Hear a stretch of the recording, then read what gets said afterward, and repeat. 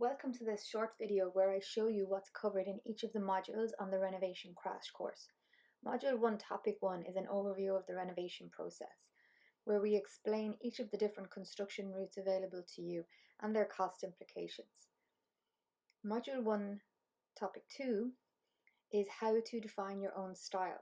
This is separate from the interior design module. This is about planning the overall project that you're setting out to achieve, and there's a series of checklists you can run through with your partner. I've had feedback that this is one of the most helpful topics. Module 2 is about the sun path and how where the sun is at different times of the day and the year affect the rooms within your home.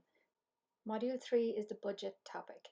We explain how to get accurate cost estimates and whether or not to hire a QS to help you manage your job. Module 4 is construction team relationships, where we cover different types of standard construction contracts and which ones you should be using.